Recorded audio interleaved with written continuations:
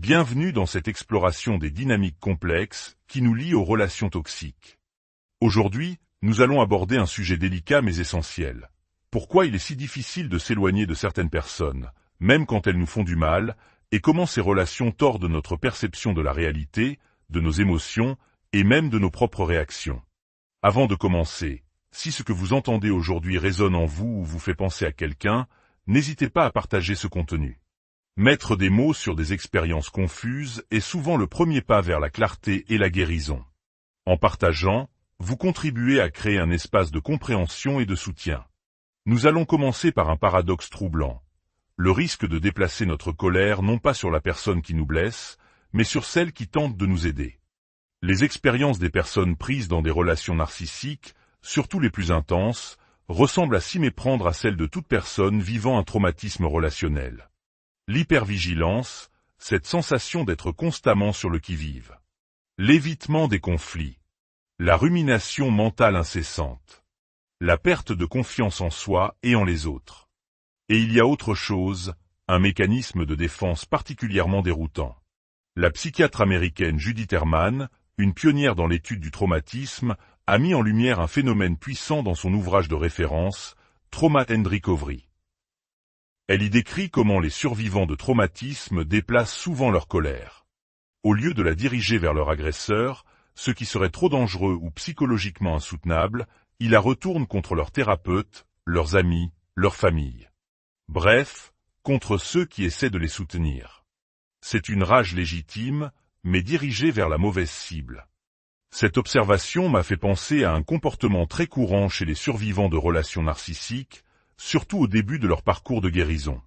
Ils s'emportent contre leur entourage, mais restent étrangement calmes et conciliants avec la personne narcissique. Imaginez la scène. Un thérapeute suggère que la dynamique de la relation n'est pas saine, et le patient se met en colère contre lui. Des amis ou des membres de la famille expriment leur inquiétude face au comportement de la personne narcissique, et le survivant prend ses distances avec eux. On leur dit « Tu devrais rompre, arrête de lui parler ». Et la réaction est une irritation, une défense de l'indéfendable. Pendant ce temps, la communication avec la personne narcissique, celle qui est à l'origine de toute cette détresse, reste inchangée. En tant que thérapeute, j'ai moi-même commis cette erreur de débutant. Aller trop vite, vouloir nommer le narcissisme trop tôt. J'ai appris avec le temps que mon rôle était d'abord d'écouter, de valider l'expérience de la personne, et de la guider doucement avec des questions comme « Est-ce que cette situation vous semble saine ?» Ou imaginez que votre fille vive la même chose, que lui conseilleriez-vous? Il faut laisser la personne arriver à ses propres conclusions. Mais même avec cette approche, il arrive que les clients reportent sur moi la frustration et la colère qu'ils n'osent pas exprimer envers la personne narcissique. Au début, cela me blessait. Je me disais, mais enfin, je ne fais qu'essayer de vous aider. Aujourd'hui, je comprends que mon travail est de rester présent, de ne pas vaciller, et de valider leur expérience sans me laisser déstabiliser par leur traumatisme. Ils se sentent déjà anormaux. Mon rôle n'est pas d'en rajouter. Si vous n'êtes pas thérapeute, si vous êtes un ami ou un proche, cette colère déplacée peut être particulièrement douloureuse. Vous voyez la personne que vous aimez continuer à être polie, voire gentille, avec son bourreau, et se déchaîner contre vous, qui ne souhaitez que son bien. C'est ainsi que fonctionne l'abus narcissique. Il ne se contente pas de détruire une personne, il envoie des ondes de choc dans tout son entourage. Que se passe-t-il réellement? C'est une combinaison de liens traumatiques et d'une tentative désespérée de rester en sécurité. Le traumatisme relationnel s'installe en nous comme un passager clandestin. Comme le dit si bien Judith Herman, l'agresseur est toujours là, comme une troisième personne dans la pièce, même quand il est physiquement absent. Nous portons les trahisons dans notre corps. La colère, la tristesse, l'anxiété que nous ressentons peuvent alors éclater au contact de personnes ou de situations plus sûres. Notre corps sait inconsciemment qu'il est inutile, voire dangereux, de s'en prendre à la personne narcissique. Mais la colère doit sortir. Et quand quelqu'un nous met le nez sur notre impuissance, cela peut déclencher une réaction de fureur. Ce phénomène est encore plus marqué dans les relations narcissiques, car tout n'est pas toujours noir. Il y a de bons moments, des besoins qui sont comblés, ce qui rend la décision de partir encore plus complexe. Il y a aussi la peur de ce qui se passera après la rupture. La peur d'être seul, mais aussi les craintes très réelles de harcèlement post-séparation. Le remède à tout cela, l'ingrédient essentiel à la guérison, c'est le soutien. Un soutien social simple, compatissant, sécurisant. Des relations qui valident notre expérience. La thérapie en est une, mais les amis, la famille, sont tout aussi cruciaux.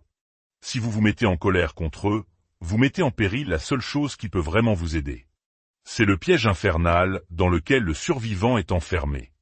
Alors, si vous vous reconnaissez dans ce comportement, ayez de la grâce pour vous-même. Ne vous ajoutez pas une couche de honte. Vous n'avez pas besoin d'une raison de plus de vous blâmer. Ce que vous faisiez, c'était essayer de survivre dans un environnement chaotique. L'incohérence d'une personne qui n'est là pour vous que quand cela l'arrange est, à bien des égards, plus douloureuse que l'absence. L'absence, on peut en faire le deuil. L'incohérence nous pousse à nous blâmer nous-mêmes. Quand on défend l'indéfendable, on se met en colère. Et malheureusement, on se met souvent en colère contre les mauvaises personnes. Mais rappelez-vous que la colère fait aussi partie du deuil. Et une relation narcissique est un état de deuil perpétuel et non résolu. Passons maintenant à un autre gardien puissant de ces prisons relationnelles, la nostalgie. La nostalgie est définie comme un désir sentimental ou une affection mélancolique pour le passé. Nous sommes nostalgiques de nos villes natales, des vacances d'été chez les grands-parents, des chansons de notre adolescence. Mais la nostalgie est une illusionniste. Elle embellit le passé, elle efface les aspérités. On se souvient des éclats de rire, pas des tensions sous-jacentes. Si vous retournez dans la maison de votre enfance, ne vous semble-t-elle pas beaucoup plus petite que dans vos souvenirs? La nostalgie déforme.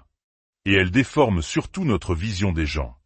Un ami d'université peut être profondément toxique aujourd'hui, mais il reste le symbole d'une époque insouciante de votre jeunesse.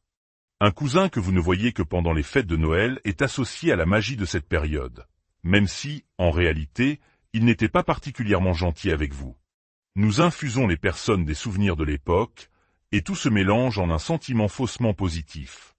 La France, avec son attachement profond à l'histoire, au patrimoine, aux amis de 30 ans, offre un terreau particulièrement fertile à ce piège. L'idée qu'une relation ancienne a une valeur intrinsèque, simplement parce qu'elle a duré, est profondément ancrée. On hésite à jeter un vieil ami comme on hésiterait à jeter un meuble de famille. Il fait partie de notre histoire personnelle, de notre patrimoine. Alors, disons que vous entreprenez un travail de guérison. Vous sortez d'une relation narcissique où vous commencez à comprendre le système familial toxique dans lequel vous avez grandi. Vous passez du temps avec cet ami de longue date, ce vestige de votre passé. Et soudain, vous voyez clairement son égocentrisme, sa manipulation, son manque d'empathie. Votre premier réflexe sera souvent le doute. Cette personne est dans ma vie depuis que j'ai 14 ans. C'est sûrement moi le problème. Je dois voir des narcissiques partout maintenant. Ralentissez. Ce n'est souvent pas vous. C'est que cette personne a toujours surfé sur la vague de la nostalgie. Avec elle, vous vous sentiez jeune. Vous partagiez une histoire commune, un sentiment d'appartenance.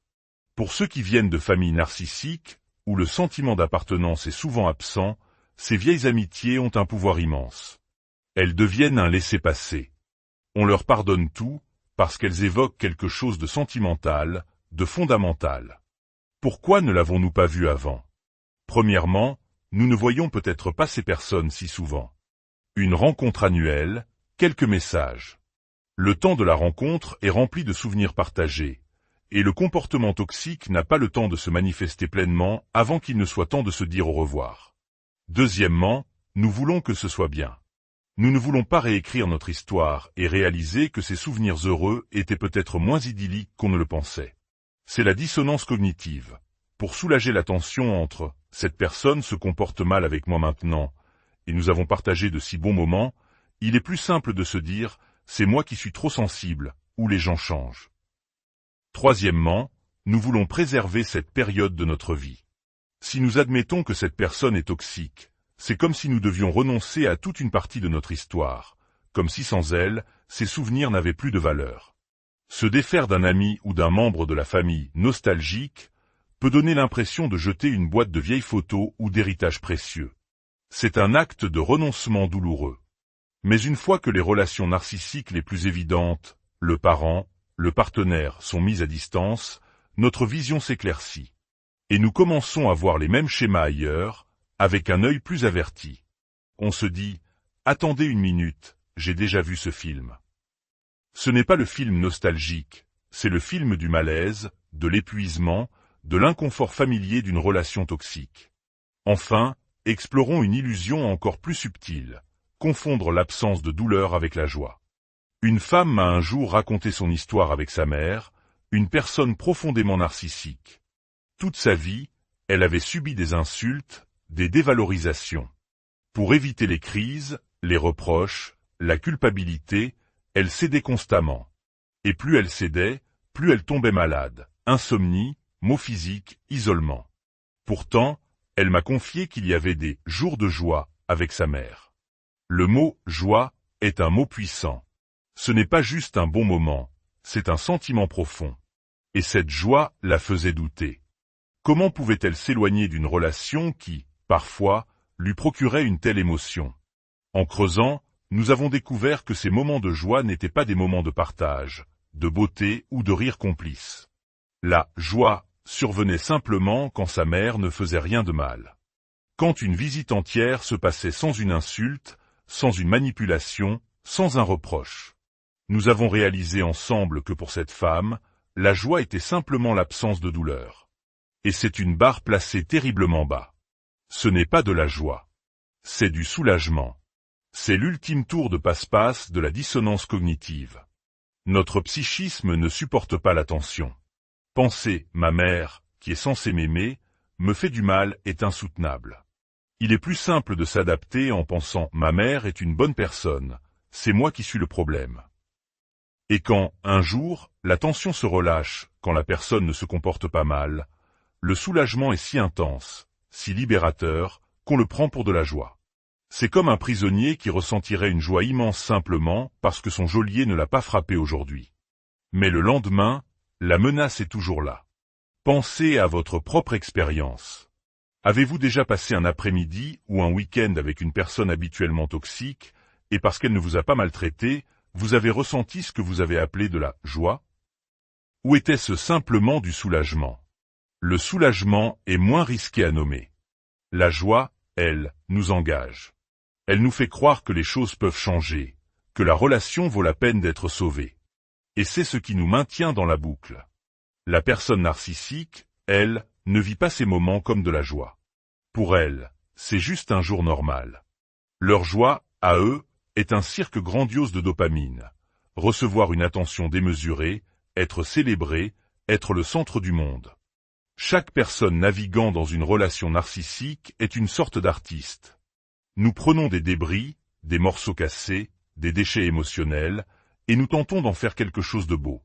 Nous prenons un simple dîner sans cri et nous le transformons en chef-d'œuvre, en preuve que tout va bien. C'est un talent de survie, une forme de résilience. Mais ce talent peut nous aveugler à la réalité de la décharge dans laquelle nous vivons. Vous méritez bien plus que cela. Nous méritons tous plus. Je comprends pourquoi vous voyez cela comme de la joie. Ce moment où vous pouvez enfin sortir la tête de l'eau et reprendre votre souffle. Mais la survie n'est pas la joie. C'est la survie. La véritable guérison commence peut-être lorsque nous apprenons la différence entre la joie et le soulagement. Lorsque nous arrêtons de nous convaincre que cette relation est bonne pour nous, juste pour éviter la culpabilité ou la douloureuse réalité. Parfois, la chose la plus humaine que nous puissions faire est de laisser les souvenirs dans l'album photo, là où est leur place. Et de résister à l'envie de continuer à les nourrir dans le présent. La guérison consiste à évaluer une relation pour ce qu'elle est, ici et maintenant, et non pour ce qu'elle a pu être il y a 20 ou 40 ans. Vous pouvez tenir simultanément plusieurs vérités. Cette personne est égoïste et vous fait du mal aujourd'hui, vous avez partagé de bons moments quand vous étiez enfant. Les deux peuvent être vrais. Mais sacrifier votre présent au nom d'un souvenir, et douter de votre propre expérience, c'est la signature des relations toxiques. Surtout celles qui sont maintenues en vie par le respect.